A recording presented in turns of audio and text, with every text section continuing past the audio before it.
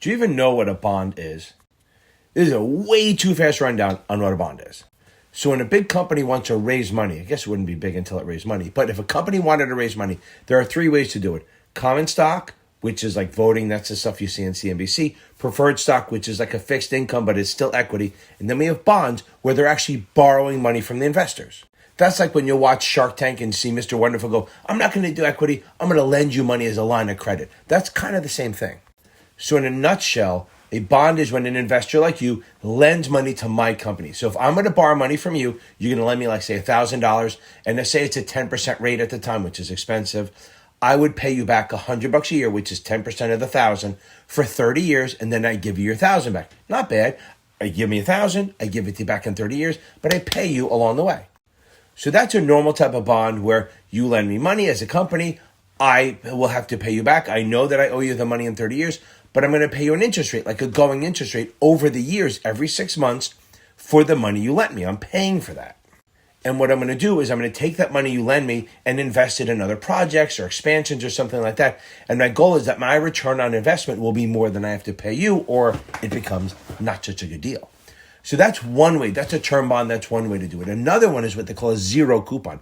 A zero coupon bond is where you lend me money, like you lend me like $400, and I don't pay you anything during the life of it, which kind of sucks. But at the end of the 30 years, I give you back like 1,000. So your interest is coming all at the end. There are tax issues with that, but who cares? The point is, you're going to lend me $400, and I'm going to give it back to you in like 30 years, but I'm going to give you 1,000 back. So that extra $600 that you got is considered interest. So by issuing a bond, you're not giving up ownership of your company. And that's why Mr. Wonderful sometimes has a great pitch where he goes, look, I don't want as much equity. You want to give up 25% of your equity to these other idiots. I'll give you a line of credit. I'll lend you the money at a rate. And then when it's done, I'll only take like 2 or 3% of the company. That works for everyone because he gets his money back. You didn't give up voting stock. You still have equity, but you got your money to raise capital with.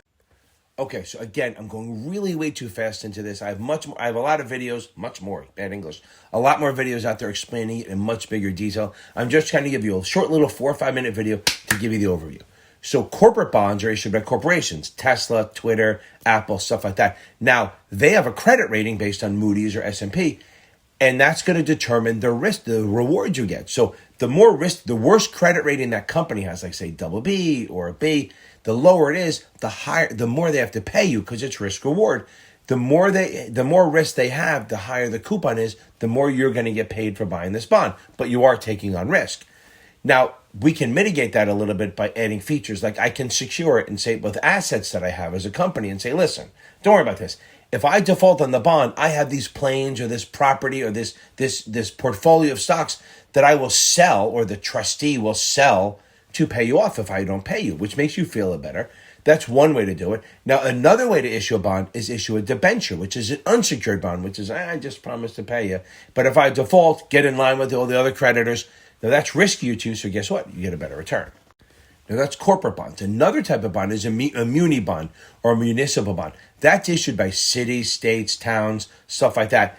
And the advantage to that is that the interest that you get is not taxable. So since it's not taxable, it's a lower coupon, which isn't good. But if you're rich, if you're making a lot of money, you want this kind of bond because you want income that's not taxable. So that's why I say rich people buy munis, poor people buy corporates, okay? Corporate bonds are fully taxable, so poor people in the bottom half of the income stratus, they would buy corporates because they don't worry about taxes on the federal level.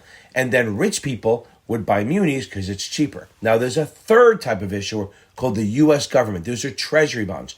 Treasury bonds are issued by the government. Now, they don't really have any credit risk because literally the government can cha-ching print their own money.